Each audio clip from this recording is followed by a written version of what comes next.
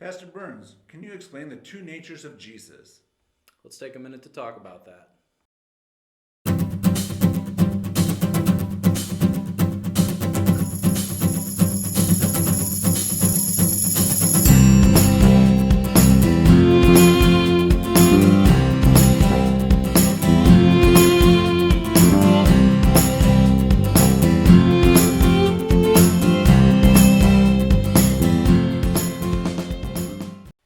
Welcome back, ladies and gentlemen, to Minute Message Ministry. As always, I am your host, Pastor Burns, and in this channel we talk about church hot-button issues as well as answering pastoral and layman questions. Today I have a guest, and this is Luke. Luke, why don't you tell everybody a little bit about your ministry?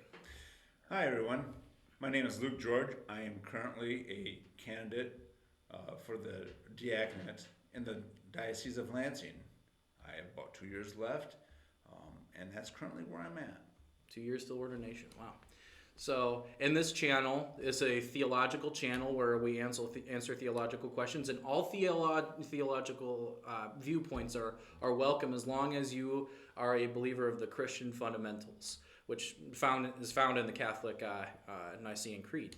So, everybody is welcome on this channel. But our question is, can you explain the two natures of Jesus, which is also known as the hypostatic union?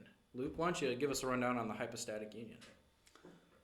The hypostatic union is defined as the combination of divine and human natures in the single person of Christ, which is a really interesting thing when you think about it, because at the beginning of the church, it wasn't defined exactly who Jesus was. And that's where we ran into the Christological heresies. Yeah. Exactly. And of course, speaking of heresies, there was the Docetists. They were an off branch of the Gnostics. They didn't believe in that Jesus was actually here. They believed he simply appeared to be here, like an apparition. He didn't have anything to do with physical things, because physical things were evil. Yeah. An evil God created them. He wouldn't have anything to do with that. On the other hand, Arius, the Arianism is stemmed from him. Arius believed that Jesus was simply a superhuman. He could walk on water. He could heal people. Things that normal human beings couldn't do. He was superhuman. But there's one thing that Jesus did that doesn't quite stem. He forgave sins. And even the Pharisees and scribes of that time said, who can forgive sins but God?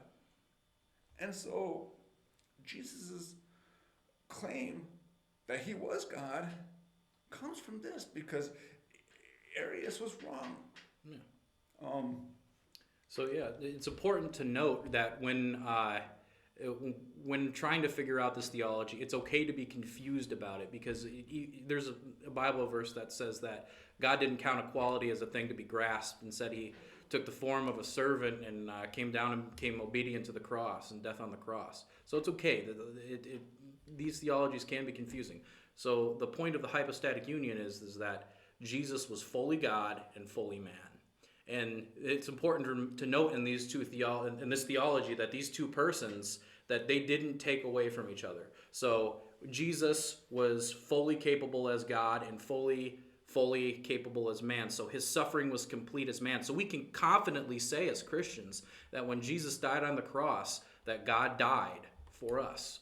And so we also can say that his suffering was complete. And I think that's an amazing thing too, because it creates more of a bonding relationship with us as Christians and us as the children of God, because when we have this relationship with somebody who ultimately suffered, we know that he went through some of the same afflictions we did. And we can relate so much more to a God that suffered with us. And we also can bond with him in knowing that he stepped down from his high place to take this position as a servant.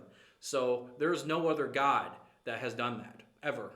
No God, no false God that ever has in any religion stepped down and to take place of man and to suffer for us. And that's why we are unique as Christians. Exactly.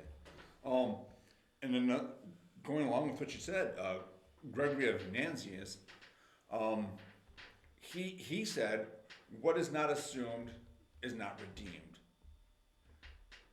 When we were talking about the heresies, they were saying basically that, he didn't assume human likeness. Well, if human likeness isn't assumed, it's not redeemed. When Jesus died on the cross, our human likeness was nailed, Yeah.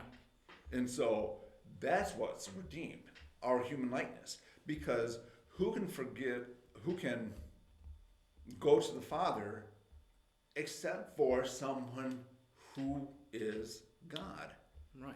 That's Jesus. Yeah, no one can come to the Father but by me. Right. Exactly. And we can't repay a debt to the Father because we're a created thing. Yeah. Jesus came as a created thing for us. Yeah, and that he fulfilled the law of God. So whenever Adam and Eve fell, we inherited original sin. So we inherited the sins of our fathers, the sin of Adam and Eve. And we could not complete that, the payment of that law. So Jesus as God, understood that. And so he went to the Father and said, may I? And the Father, in his ultimate wisdom, said, you may. And so Jesus became our sacrifice. He took our sins upon him, was nailed to the cross as fully God and fully man, so that he could complete the payment that was due for our sins. Exactly. Yeah. You got anything else to add, or? Actually, I don't. I have a few extra notes, but we've covered it all. So.